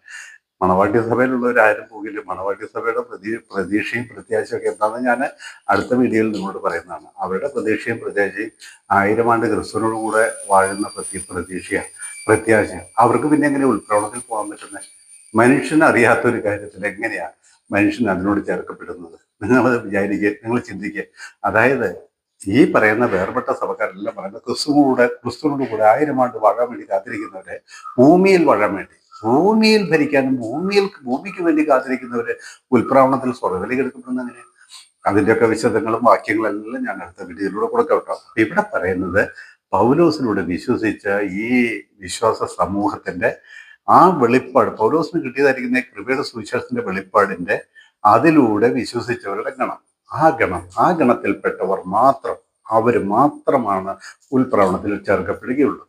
ആ സഭയുടെ, അതായത് കർത്താവിന്റെ ശരീരമാകുന്ന സഭ, ഇത് പൗലോസ് മാത്രമല്ലേ പറഞ്ഞുള്ളൂ ശരീരമാകുന്ന സഭ എന്ന്, വേറെ ആരെങ്കിലും പറഞ്ഞു? ആ ശരീരമാകുന്ന സഭയുടെ ആരംഭം, അതിൻ്റെ തുടർച്ച, അതിൻ്റെ അവസാനം ആർക്കാ വെളിപ്പെട്ടത്? പൗലോസിന് മാത്രം. അതിൻ്റെ അവസാനം ഈ പറയുന്ന ഉൽപ്രാവണം, ആ സഭ ഈ ഭൂമിയിൽ അവസാനിക്കുന്ന അവസാനത്തെ വ്യക്തിയും കൂടെ, ആ ജാതികളുടെ പൂർണ്ണസംഖ്യ ചേരുന്ന ആ അവസാനത്തെ വ്യക്തിയും കൂടെ ചേർക്കപ്പെട്ട് കഴിയുമ്പോൾ ഈ സഭ, ഈ പൗലോസിന് വെളിപ്പെട്ട ഈ സഭ എന്ന പ്രോഗ്രാം ഈ ഭൂമിയിൽ എന്നേക്കുമായി അവസാനിക്കും. അവരെന്നേക്കുമായി ക്രിസ്തുവിനോട് കൂടെ സ്വർഗത്തിൽ വാഴാനുള്ളവരാണ്. അവരുടെ പൗരത്വം സ്വർഗത്തിലല്ല, 1000 ആണ്ട് ഭൂമിയിൽ വാഴാനുള്ളവരല്ല. അവരെ മാത്രമേ ഉൾപ്രവണത്തിൽ എടുക്കപ്പെടുകയുള്ളൂ. അതുകൊണ്ട് മനസ്സിലാക്കുക. അതുകൊണ്ട് പ്ലെയിൻ തലകുത്തി വീഴുകയോ ട്രെയിനുകൾ കൂട്ടിയിടിക്കുകയോ വാഹനങ്ങൾ കൂട്ടിയിടിക്കുകയോ ഒന്നും ചെയ്യാൻ പോകുന്നില്ല. സോറി കേട്ടോ. കാരണം കാരണം ഇങ്ങനെ വിശ്വസിക്കുന്നവരുടെ ഗണം, കൂട്ടം വളരെ തുച്ഛമാണ്, വളരെ ചെറുതാണ്. അതങ്ങനെ തന്നെയാണ്. എല്ലാ കാലത്തും ഒരു ചെറിയ ശേഷിപ്പേ നമ്മുടെ കർത്താവായ യേശു ക്രിസ്തുവിൻ്റെ നോട് ചേർന്നിട്ടുള്ളൂ. എല്ലാ കാലത്തും. ഞാൻ ചില ഉദാഹരണങ്ങൾ നിങ്ങൾക്ക് ബൈബിളിൽ നിന്ന് ഞാൻ തെളിച്ചു തരാം കേട്ടോ. നിങ്ങൾ ശ്രദ്ധിക്കണം. ഏലിയാവിൻ്റെ കാലത്ത് നമുക്കറിയാമല്ലോ, ഏലിയാവിൻ്റെ ചരിത്രമൊക്കെ എല്ലാവർക്കും അറിയാമല്ലോ, അതൊന്നും വായിക്കണ്ടായിരിക്കും. ഏലിയാവിൻ്റെ കാലത്ത് ഏലിയാവ് പറഞ്ഞു, എല്ലാവരും ബാൽ വിഗ്രഹത്തെയും അതുപോലെ അസ്തരത്ത് വിഗ്രഹങ്ങളെയൊക്കെ ആരാധിച്ച് ആ ബാലിന് മുട്ടുമടക്കി എല്ലാവരും പോയി, കർത്താവേ ഞാൻ ഒരാൾ മാത്രമേ ഉള്ളൂ ഈ സത്യത്തിന് വേണ്ടി നിൽക്കാൻ, ബാക്കി എല്ലാവരും പോയി. എല്ലാവരും അന്നത്തെ അവിടുത്തെ ആഹാബ് രാജാവിൻ്റെയും രാജ്ഞിയുടെയും ഒക്കെ നിർദ്ദേശപ്രകാരം എല്ലാവരും സത്യത്തിൽ നിന്ന് വഴിപിഴച്ചു പോയി, വഴിതെറ്റിപ്പോയി എന്ന് പറഞ്ഞു. അപ്പൊ ദൈവം പറഞ്ഞു, അല്ല ഏലിയാവേ, നീ മാത്രമല്ല അങ്ങനെ ഉള്ളത്. ബാലിന് മുട്ടുമടക്കാത്ത 7000 പേരെ ഞാൻ എനിക്ക് വേണ്ടി ശേഷിപ്പിച്ചിട്ടുണ്ട്. ഞാൻ ആ വാക്യം വായിക്കാവേ. റോമാലേഖനം 11:2 മുതൽ. ദൈവം മുന്നറിഞ്ഞിട്ടുള്ള തൻ്റെ ജനത്തെ തള്ളിക്കളഞ്ഞിട്ടില്ല. ഏലിയാവിന്റെ ചരിത്രത്തിൽ തിരുവെഴുത്ത് പറയുന്നത് അറിയുന്നില്ലയോ? അവൻ ഇസ്രായേലിന് വിരോധമായി, ഏലിയാവ് ഇസ്രായേലിന് വിരോധമായി എല്ലാവരും വഴിയേറ്റിപ്പോയി, എല്ലാവരും ബാലിനെ ആരാധിക്കുന്നവരായി തീർന്നു എന്ന് പറഞ്ഞു എന്ന്. അവൻ ഇസ്രായേലിന് വിരോധമായി, കർത്താവെ അവർ നിന്റെ പ്രവാചകന്മാരെ കൊന്നു, നിന്റെ പീഠങ്ങളെ ഇടിച്ചു കളഞ്ഞു, ഞാൻ ഒരുത്തൻ മാത്രം ശേഷിച്ചിരിക്കുന്നു, അവർ എനിക്കും ജീവഹാനി വരുത്തുവാൻ നോക്കുന്നു എന്ന് ദൈവത്തോട് വാദിക്കുമ്പോൾ അവന് അരുളപ്പാടുണ്ടായത് എന്ത്? ബാലിന് മുട്ടുമടക്കാത്ത 7000 പേരെ ഞാൻ എനിക്കായി ശേഷിപ്പിച്ചിരിക്കുന്നു എന്ന് തന്നെ. എന്ന് പറഞ്ഞാൽ ഏലിയാവിന് പോലും അറിയില്ല, ഏലിയാവിനെ പോലെ വിശ്വസ്തരായി ബാലിന് മുട്ടുമടക്കാതിരിക്കുന്ന 7000 പേരെ ദൈവം സൂക്ഷിച്ചിട്ടുണ്ടെന്ന് അറിയില്ല. എന്നാൽ ദൈവം അങ്ങനെ ഒരു ചെറിയ ഗണത്തെ അന്ന് ആ സമൂഹത്തിൽ സൂക്ഷിച്ചിട്ടുണ്ടായിരുന്നു എന്നുള്ളതായിരിക്കുന്ന കാര്യം നമ്മൾ മനസ്സിലാക്കണം. ഇതേപോലെ തന്നെ കൃപയുടെ സുവിശേഷം വിശ്വസിക്കുന്നവരായിരിക്കുന്നവരും ഒരു ചെറിയ കൂട്ടമായിരിക്കുമെന്നാണ് ഞാൻ പറഞ്ഞത്. ഒരു ചെറിയ കൂട്ടമായിരിക്കുമെന്നാണ് ഞാൻ പറഞ്ഞത്. അതുപോലെ തന്നെ എക്കാലത്തും ദൈവത്തിന്റെ പദ്ധതിയിൽ ഭാഗവാക്കുകളായവരുടെ എണ്ണം വളരെ കുറവല്ലേ? നിങ്ങൾ ശ്രദ്ധിച്ചു നോക്കിയേ. ഏകദേശം 6 ലക്ഷം പുരുഷന്മാർ 6 ലക്ഷം പുരുഷന്മാർ മാത്രം മിസ്രൈമിൽ നിന്ന് കാൽനടയായി വാഗ്ദത്ത കനാൻ ദേശത്തേക്ക് പുറപ്പെട്ടു. എന്നിട്ട് എത്ര പേരാ വാഗ്ദത്ത ദേശം പ്രാപിച്ചത്? 2 പേര്. രണ്ട് പേരല്ലേ പ്രാപിച്ചുള്ളൂ. ബാക്കി എല്ലാവരും മരുഭൂമിയിൽ മരിച്ചുപോയില്ലേ? എന്താ കാരണം? ദൈവം അവരെ ഉപേക്ഷിച്ച് കളഞ്ഞു. അനുസരണക്കേട് നിമിത്തം, അവരുടെ സംശയങ്ങളും പരീക്ഷണങ്ങളും നിമിത്തം ദൈവം അവരെ കൈവിട്ട് കളഞ്ഞു. അപ്പൊ എല്ലാ കാലത്തും ഈ വിധത്തില് ഒരു ചെറിയ ഗ്രൂപ്പ് മാത്രമേ ദൈവത്തിന്റെ പക്ഷത്തുള്ളൂ എന്നുള്ള കാര്യം നിങ്ങൾ മനസ്സിലാക്കണം. ഇനി നിങ്ങൾക്ക് എല്ലാവർക്കും അറിയാവുന്ന ഒരു കാര്യം ഞാൻ പറയട്ടെ. ഒലിവ് മലയിൽ നമ്മുടെ കർത്താവായ യേശു ക്രിസ്തു വരുമെന്ന് എല്ലാവർക്കും അറിയാം. ബൈബിളിലെ പ്രവചനമാണ്. മിക്കവാറും വേർപെട്ട സഭാ ഗ്രൂപ്പുകളിലൊക്കെ ഇത് പഠിപ്പിക്കുന്നുണ്ടെന്ന് ഞാൻ വിശ്വസിക്കുന്നു. ഒലിവ് മലയിൽ നമ്മുടെ കർത്താവ് വരും. എന്തിനാ ഒലിവ് മലയിൽ കർത്താവ് വരുന്നത്? 1000 ആണ്ട് യഹൂദന് വാഗ്ദത്തം ചെയ്ത ഈ ഭൂമി വീണ്ടെടുത്ത് തൻ്റെ ജനമായ യഹൂദന് കൊടുത്ത് യഹൂദനെ കൊണ്ട് ക്രിസ്തു രാജാതിരാജാവായും യഹൂദന്മാർ രാജാക്കന്മാരായും 1000 ആണ്ട് ഈ ഭൂമിയെ വാഴുവാൻ വേണ്ടിയിട്ടാണ് കർത്താവായ യേശു ക്രിസ്തു ഒലിവ് മലയിൽ വരുന്നത്. അപ്പോൾ എല്ലാവരും ധരിച്ചു വെച്ചിരിക്കുന്ന ഒരു കാര്യം എന്താ അറിയാവോ? വലിയൊരു ഉയർത്തെഴുന്നേൽപ്പുണ്ടാകും, വലിയൊരു ജനസമൂഹം ഉണ്ടാകും, വലിയൊരു കൂട്ടമുണ്ടാകും. യഹൂദന്മാരെല്ലാം അങ്ങ് ഉയർത്തെഴുന്നേറ്റ് അന്ന് കർത്താവിനോട് കൂടെ 1000 ആണ്ട് വാഴും. യഹൂദന്മാർ ഉയർത്തെഴുന്നേറ്റ് കർത്താവിനോട് കൂടെ 1000 ആണ്ട് വാഴും എന്നൊന്നും അല്ല ഇന്നത്തെ ക്രിസ്ത്യാനികൾ പറയുന്നത്. എന്നാൽ ഞങ്ങൾ ഉയർത്തെഴുന്നേറ്റ് കർത്താവിനോട് കൂടെ 1000 ആണ്ട് വാഴും. ഏതാ? ജാതികളായിരിക്കുന്ന പക്ക ദൈവവുമായിട്ട് ബന്ധമില്ലാതിരുന്ന ജാതികളായിരിക്കുന്ന നമ്മൾ ഉയർത്തെഴുന്നേറ്റ് കർത്താവിന്റെ കൂടെ 1000 ആണ്ട് വാഴുമെന്നാണ് ഈ പഠിപ്പിക്കുന്നത്. എന്നാൽ ദൈവവചന പ്രകാരം അത് വെറും പൊട്ടത്തെറ്റാണ്, വെറും പൊട്ടത്തെറ്റ്. ദൈവത്തോട് കർത്താവിനോട് കൂടെ 1000 ആണ്ട് ഭൂമിയെ വാഴുന്നത് വാഗ്ദത്ത ഇസ്രായേലാണ്, വാഗ്ദത്ത യഹൂദ ജനതയാണ്. അപ്പം അവരെ കുറിച്ചാണ് പറയുകയാണെങ്കിൽ തന്നെ ആൾക്കാർ വിചാരിക്കും, അയ്യോ വലിയൊരു യഹൂദന്മാരുടെ കൂട്ടം അന്ന് മുതൽ ഇന്ന് വരെ, അതായത് അബ്രഹാമിനെ വിളിച്ച് വേർതിരിച്ച കാലം മുതൽ ഇന്ന് വരെയുള്ള യഹൂദന്മാരിൽ ചിലരെ കാണും പോയെങ്കിലേ ഉള്ളൂ. ബാക്കി എല്ലാവരും ഉയർത്തെഴുന്നേറ്റ് ക്രിസ്തുവിനോട് കൂടെ 1000 ആണ്ട് വാഴും. തന്നെയല്ല, കർത്താവായ യേശു ക്രിസ്തു വരുമ്പോൾ ജീവനോടിരിക്കുന്ന യഹൂദന്മാർ നേരെ അതേ ശരീരത്തിൽ അതേ ജീവനോട് തന്നെ 1000 ആണ്ടിലേക്ക് പ്രവേശിക്കുകയും ചെയ്യും എന്നൊക്കെയാണ് എല്ലാവരും വിശ്വസിച്ചിരിക്കുന്നത്. ഞാനിത് എന്തിനു പറയുന്നത് അറിയാവോ? അതായത് എല്ലാ കാലത്തും ദൈവത്തിന്റെ പക്ഷത്ത് നിൽക്കാൻ ചെറിയ കൂട്ടമേ ഉള്ളെന്ന് പറയാനാ ഞാനിത് പറയാനാ. അതായത് ഉൽപ്രാവണത്തിൽ ഒരു വലിയ അത്ഭുതമൊന്നും ഇവിടെ സംഭവിക്കാൻ പോകുന്നില്ലെന്ന് അർത്ഥം. ഉൽപ്രാവണം നടക്കുമല്ലോ, ഉൽപ്രാവണം നടക്കും, ദൈവത്തിന്റെ ആ വലിയ പ്രവൃത്തി നടക്കും. ദൈവത്തിന്റെ ആ വലിയ പ്രവൃത്തിയിൽ ഉൾപ്പെടുന്ന അംഗങ്ങൾ ചെറുതായിരിക്കും എന്ന് ഞാൻ പറഞ്ഞു, വളരെ ചെറുതായിരിക്കും. കർത്താവായ യേശു ക്രിസ്തുവിനോട് ശിഷ്യന്മാർ ചോദിച്ചില്ല, കർത്താവെ രക്ഷിക്കപ്പെടുന്നവർ ചുരുക്കമോ എന്നൊരിക്കൽ ചോദിച്ചില്ല. അപ്പൊ കർത്താവ് പറഞ്ഞു, ഇടുക്കുവാതിലൂടെ കടപ്പാൻ ശ്രമിപ്പിൻ. നാശത്തിലേക്ക് പോകുന്ന വാതിൽ വീതിയുള്ളതും വിശാലവുമാവുന്നു, അതിലെ കടക്കുന്നവർ അനേകരാകുന്നു. എന്നാൽ ജീവനിലേക്കുള്ളായിരിക്കുന്ന വാതിൽ ഞെരുക്കവും ഇടുക്കവും ഉള്ളത് അത്ര, അതിലൂടെ കടക്കുന്നവർ ചുരുക്കമാകുന്നു, കുറച്ചേ ഉള്ളൂ എന്നാ കർത്താവ് പറഞ്ഞത്. ആ കർത്താവിന്റെ ഒലിവുമല പ്രത്യക്ഷത 1000 ആണ്ട് ഭൂമിയെ യഹൂദനെ കൊണ്ട് വളരാൻ വരുന്ന ആ പ്രത്യക്ഷതയിൽ പോലും യഹൂദന്മാരുടെ ഒരു ചെറിയ ഗണമേ അതിലേക്ക് പ്രവേശിക്കുകയുള്ളൂ എന്ന് ഞാൻ പറഞ്ഞ. എല്ലാ കാലത്തും എല്ലാ പദ്ധതിയിലും ആ ചെറിയ ചെറിയ ചെറിയ കൂട്ടമേ ഉള്ളെന്ന് ഞാൻ പറഞ്ഞ. ജനസംഖ്യ കോടികളുണ്ട് നമുക്കറിയാം, 8000 അല്ല 8 കോടിക്ക് മേലെ ജനസംഖ്യയൊക്കെ ഭൂമിയിലുണ്ട്, സമ്മതിച്ചു. പക്ഷേ വളരെ ചെറിയൊരു സംഖ്യ മാത്രമേ അങ്ങോട്ട് കിടക്കുള്ളൂ, ക്രിസ്തുവിലേക്ക് കിടക്കുള്ളൂ. ഞാൻ അതിനെക്കുറിച്ച് ചില വാക്യങ്ങൾ, ഉലുമലയിൽ കർത്താവ് വരുമ്പോൾ കർത്താവിനോട് ചേർന്ന് 1000 ആണ്ട് ഭൂമിയെ വാഴുവാൻ ഭാഗ്യം ലഭിക്കുന്ന യഹൂദന്മാർ, നമ്മളല്ല, യഹൂദന്മാർ. ആ യഹൂദന്മാരും ഒരു ശേഷിപ്പ് മാത്രമേ ഉണ്ടാവുള്ളൂ, യഹൂദന്മാരിലെ ഒരു ശേഷിപ്പേ അതിന് ഭാഗ്യം ലഭിക്കുകയുള്ളൂ എന്നുള്ള ചില വാക്യങ്ങൾ ഞാൻ നിങ്ങളെ വായിച്ച് കേൾപ്പിക്കട്ടെയോ? നിങ്ങളൊന്ന് ശ്രദ്ധയോടെ കേൾക്കണം, മനസ്സിലാക്കണം. യെശയ്യാ പ്രവചനം 10-ാം അധ്യായം നമുക്കൊന്ന് എടുക്കാം. യെശയ്യാവിന്റെ പ്രവചനം അതിൻ്റെ 10-ാമത്തെ വാക്യം, 10-ാമത്തെ അധ്യായം. യെശയ്യാവ് 10 ഞാനൊന്ന് എടുത്തോട്ടെ. യെശയ്യാവ് 10-ന്റെ 16 മുതൽ 23 വരെ. വലിയ വലിയ പിന്നെ ഒരു വേദഭാഗമാണ്. എന്നാലും ഞാനതൊന്ന് വേഗത്തിൽ വായിക്കാം, നിങ്ങൾ ശ്രദ്ധയോടെ കേട്ടാൽ മതി. 16 മുതൽ 23 വരെ. അതുകൊണ്ട് സൈന്യങ്ങളുടെ യഹോവയായ കർത്താവ് അവന്റെ പുഷ്ടന്മാരുടെ ഇടയിൽ ക്ഷയമയക്കും എന്ന് പറഞ്ഞാൽ മഹാപീഡന കാലത്തെക്കുറിച്ച് ഒരു കാര്യം പറഞ്ഞു വരികയാണ്. മഹാപീഡനകാലം. ഈ മഹാപീഡനകാലം എന്തിനാണെന്ന് എല്ലാവർക്കും അറിയാമല്ലോ. യഹൂദനെ ശുദ്ധീകരിക്കാനാണ്, അവരിൽ കൊള്ളരുതാത്ത അഴുക്കും കേടും ചപ്പും ചവറും ചണ്ടിയും എല്ലാം നീക്കിക്കളയാൻ, അവരെ ശുദ്ധീകരിച്ച് പൊന്നൂതി കഴിക്കുന്നവരെ ഊതി കഴിക്കാനാണ് മഹാപീഡനം വരുന്നത്.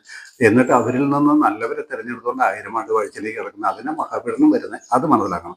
ആ ഒരു സംഭവമാണ് ഇവിടെ പറഞ്ഞു വരുന്നത്. അതുകൊണ്ട് സൈന്യങ്ങളുടെ യഹോവയായ കർത്താവ് അവന്റെ പുഷ്ടന്മാരുടെ ഇടയിൽ ക്ഷയമയക്കും. അവന്റെ മഹത്വത്തിന് കീഴെ തീ കത്തും പോലെ ഒന്ന് കത്തും. ഇസ്രായേലിന്റെ വെളിച്ചം ഒരു തീയായും അവന്റെ പരിശുദ്ധൻ ഒരു ജ്വാലയായും ഇരിക്കും. അത് കത്തി ഒരു ദിവസം കൊണ്ട് അവന്റെ മുള്ളും പറക്കാരെയും ദഹിപ്പിച്ചു കളയും. ആരുടെ? യഹൂദന്റെ മുള്ളും പറക്കാരെയും ദഹിപ്പിച്ചു കളയും. അവന്റെ കാട്ടിന്റെയും അതായത് യഹൂദന്റെ, അവന്റെ കാട്ടിന്റെ, യഹൂദനെ കുറിച്ച് മൊത്തത്തിൽ പറയുന്നത്, അല്ലാതെ യഹൂദ മലപ്രദേശങ്ങളിലെ കാടിനെ കുറിച്ചൊന്നല്ലേ പറയുന്നത്, മനസ്സിലാക്കണേ. അവന്റെ കാട്ടിന്റെ തോട്ടത്തിന്റെയും മഹത്വത്തെ ദേഹവുമായി നശിപ്പിക്കും. അതൊരു രോഗി ക്ഷയിച്ചു പോകുന്നത് പോലെ ഇരിക്കും. അവന്റെ കാട്ടിൽ ശേഷിച്ചിരിക്കുന്ന വൃക്ഷങ്ങൾ ചുരുക്കമായിരിക്കും. എന്ന് പറഞ്ഞാൽ യഹൂദ മലനാട്ടിൽ യഹൂദന്മാരുടെ രാജ്യത്ത് ശേഷിച്ചിരിക്കുന്ന ഇസ്രായേലിയ ജനം ചുരുക്കമായിരിക്കുന്ന ഈ പറഞ്ഞതിന്റെ അർത്ഥം. അത് മനസ്സിലാകണമെങ്കിൽ നിങ്ങൾ ആ അധ്യായം മുഴുവനൊന്ന് വായിക്കണം. ഇതെന്താ ഈ കാട്ടിലെ വൃക്ഷങ്ങൾ ചുരുക്കമായിരിക്കും എന്നൊക്കെ പറയുന്നത് ചോദിച്ചാൽ, യഹൂദന്മാരുടെ ആ ശേഷിപ്പ് ഒരു ചെറിയ ചുരുക്കമായിരിക്കുന്ന, അവന്റെ കാട്ടിൽ ശേഷിച്ചിരിക്കുന്ന വൃക്ഷങ്ങൾ ചുരുക്കമായിരിക്കും. ഒരു ബാലൻ അവയെ എണ്ണി എഴുതാം. ഒരു ബാലനെ അവിടെ ശേഷിക്കുന്ന മഹാപീഡനം കഴിഞ്ഞ് ബാക്കി വരുന്ന യഹൂദന്മാർ എത്ര പേരുണ്ടെന്ന് എണ്ണി എഴുതാമെന്ന്, അത്രേ ഉണ്ടാവുള്ളൂ എന്ന്. അവനാ മഹാപീഡനം വരുന്നതെന്ന് എണ്ണി എഴുതാം. അന്നാളിൽ ഇസ്രായേലിൽ ശേഷിച്ചവരും, അത് ശ്രദ്ധിക്കണം, അന്നാളിൽ ഇസ്രായേലിൽ ശേഷിച്ചവരും, ഒരു ശേഷിപ്പേ ഉണ്ടാവുള്ളൂ, ശേഷിച്ചവരും യാക്കോബ് ഗൃഹത്തിലെ രക്ഷിത ഗണവും തങ്ങളെ അടിച്ചവനെ ഇനി ആശ്രയിക്കാതെ ഇസ്രായേലിന്റെ പരിശുദ്ധനായ യഹോവയെ പരമാർത്ഥമായി ആശ്രയിക്കുക. എന്നാ അത് ആശ്രയിക്കുന്ന? ഒലിമലയിൽ നമ്മുടെ കർത്താവ് വരുമ്പോൾ, അല്ലെങ്കിൽ കർത്താവിന് വേണ്ടി വേർതിരിക്കപ്പെട്ടവർ, അവനെ കാത്തിരിക്കുന്നവർ. യേശു ക്രിസ്തു തന്നെയായിരുന്നു ഞങ്ങളുടെ മശിഹ, അവനെയാണ് ഞങ്ങളുടെ പിതാക്കന്മാർ കൊന്നത് എന്ന് മനസ്സിലാക്കിയ ഒരു ശേഷിപ്പ് അവിടെയുണ്ട്. ആ ശേഷിപ്പ് എന്ത് ചെയ്യുമെന്നറിയാവോ? തങ്ങളെ അടിച്ചവന്, ഇത്രയും കാലവും അവരെ ശിക്ഷിച്ച് വളർത്തിയ ആ ദൈവത്തെ ഇനി ആശ്രയിക്കാതെ, അല്ലെങ്കിൽ ആ ദൈവത്തെ യഹോവയെ, തങ്ങളെ അടിച്ചവനെ ഇനി ആശ്രയിക്കാതെ ഇസ്രായേലിന്റെ പരിശുദ്ധനായ യഹോവയെ പരമാർത്ഥമായി ആശ്രയിക്കും. ഒരു ശേഷിപ്പ് മടങ്ങി വരും. ശയാർ യാച്ചൂബ്, യാക്കോബിന്റെ ശേഷിപ്പ് വീരനാം ദൈവത്തിങ്കിലേക്ക് മടങ്ങി വരും. ഇസ്രായേലെ, നിന്റെ ജനം കടൽക്കരയിലെ മണൽ പോലെ ആയിരുന്നാലും അതിൽ ഒരു ശേഷിപ്പ് മാത്രം മടങ്ങി വരും. മനസ്സിലായോ? ഒരു ശേഷിപ്പ് മാത്രം മടങ്ങി വരും. നീതിയെ പ്രവഹിക്കുന്നതായ ഒരു സംഹാരം നിർണയിക്കപ്പെട്ടിരിക്കുന്നു. എങ്ങനെയെന്നാൽ സൈന്യങ്ങളുടെ യഹോവയായ കർത്താവ് സർവഭൂമിയുടെയും മധ്യേ നിർണയിക്കപ്പെട്ട സംഹാരം വരും. നോക്കിയേ, ആ കർത്താവ് മഹാപീഡനം നടത്തി കഴിയുമ്പോഴേ ഇന്നുള്ളായിരിക്കുന്ന ലക്ഷക്കണക്കിന് യഹൂദന്മാരൊന്നും ബാക്കിയുണ്ടാവില്ല. ഒരു ചെറിയ ശേഷിപ്പ് മാത്രമേ ബാക്കിയുണ്ടാവുള്ളൂ. അവരെയും കൊണ്ടാണ് 1000 ആണ്ടിലേക്ക് നമ്മുടെ കർത്താവ് പ്രവേശിക്കുക, 1000 ആണ്ടിൽ വാഴ്ച ആരംഭിക്കുക എന്നുള്ളത് എത്രയും വ്യക്തമായിട്ട് അവിടെ പറഞ്ഞിരിക്കുന്നു.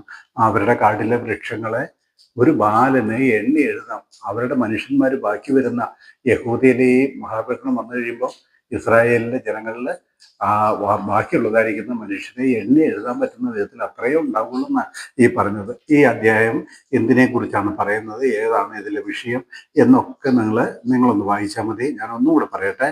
യെശയ്യാ പ്രവചനം 10-ാം അധ്യായത്തിന്റെ 12 മുതലുള്ള വാക്യങ്ങൾ നിങ്ങളൊന്ന് വായിച്ചാൽ മതി. അപ്പം അത് വ്യക്തമാകും. ഇത് മഹാപീഡനത്തെ കുറിച്ചാണ് പറയുന്നത്. പ്രവാചകന്മാരിലൂടെ ഭാവിയിൽ നടക്കാനിരിക്കുന്ന മഹാപീഡന ശുദ്ധീകരണ കാലത്ത് എന്ത് സംഭവിക്കും എന്നാണ് ഇവിടെ പറയുന്നത് എന്ന് അപ്പോൾ നിങ്ങൾക്ക് മനസ്സിലാകും. അപ്പോൾ അതിൽ ബാക്കി വരുന്നവര് വിരലിൽ എണ്ണിയെടുക്കാവുന്ന, അതായത് വിരലിലല്ല, എണ്ണി എഴുതാമെന്ന്, ഒരു ബാലന് എണ്ണി എഴുതാൻ പറ്റുന്ന അത്രയും പേരേ ഉള്ളെന്ന്. അവരിൽ ശേഷിപ്പുള്ളവര് ആ കാലത്തും ഒരു ചെറിയ ഭാഗം മാത്രമേ ഉണ്ടാകുകയുള്ളൂ എന്നുള്ളതായിരിക്കുന്ന കാര്യം നിങ്ങൾ മനസ്സിലാക്കണം. അതുപോലെ തന്നെ യെശയ്യാ പ്രവചനം, അതിൻ്റെ 24-ാം അധ്യായത്തിലേക്ക് വരാം.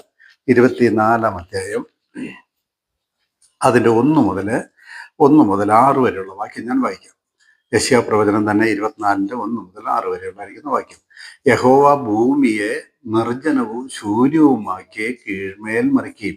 ഇവിടെ ഈ ഭൂമി എന്നൊക്കെ പറയുമ്പോൾ നമ്മൾ വിചാരിക്കുന്നത് ഈ എന്താണ്, ഭൂലോകം മുഴുവൻ എന്നൊന്നും വിചാരിക്കില്ല കേട്ടോ. ഇവിടെ ഭൂമി എന്ന് പറയുന്നത് ഈ ഭൂമിയെ മുഴുവനല്ല. അവിടെയൊക്കെ ഭൂമി എന്ന് പറഞ്ഞിരിക്കുന്നത് ഇസ്രായേൽ ജനത വസിക്കുന്നതായിരിക്കുന്ന രാജ്യം എന്ന അർത്ഥത്തിലാണ് അവിടെ ഭൂമി എന്ന് പറഞ്ഞിരിക്കുന്നത്. അത് മനസ്സിലാക്കിക്കൊണ്ടാണ് ഇത് വായിക്കുന്നത്. യഹോവ ഭൂമിയെ നിർജ്ജനവും ശൂന്യവുമാക്കി കീഴ്മേൽ മറിക്കുകയും അതിലെ നിവാസികളെ ചിതറിക്കുകയും ചെയ്യും. ജനത്തിനും പുരോഹിതനും ദാസനും യജമാനും ദാസിക്കും യജമാനത്തിക്കും കൊള്ളുന്നവനും വിൽക്കുന്നവനും കടം കൊടുക്കുന്നവനും കടം വാങ്ങുന്നവനും പലിശ വാങ്ങുന്നവനും പലിശ കൊടുക്കുന്നവനും ഒരുപോലെ ഭവിക്കും. നിർജ്ജനമാക്കുന്ന ഭൂമിയെ, ഇസ്രായേൽ രാജ്യത്തെ നിർജ്ജനമാക്കും, ശൂന്യമാക്കി തീർക്കും എന്ന് പറയുന്നത്. എന്നിട്ട് പറയാ എല്ലാവർക്കും, അതായത് ദാസന് യജമാനും എല്ലാവർക്കും അതുപോലെ തന്നെ സംഭവിക്കും, ഒരുപോലെ ഭവിക്കും. എന്നിട്ട് 3-ാം വാക്യം പിന്നെ പറയാണ്, ഭൂമി അശേഷം നിർജ്ജനമായും, അവിടെ ഭൂമി ഇസ്രായേലാണ്, അത് മനസ്സിലാക്കണം.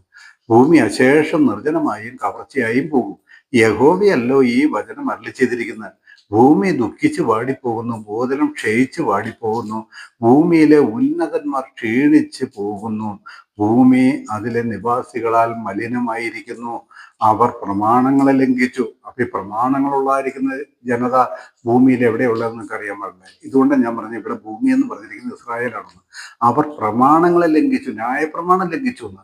ന്യായപ്രമാണമുള്ള ജനത ഇസ്രായേലിലാണെന്ന് ആർക്കും സംശയമില്ലല്ലോ. അപ്പൊ ഇവിടെ ഭൂമി എന്ന് പറയുന്നത് ഇസ്രായേലിനെ കുറിച്ചാണ്. അത് നമ്മൾ മനസ്സിലാക്കണം.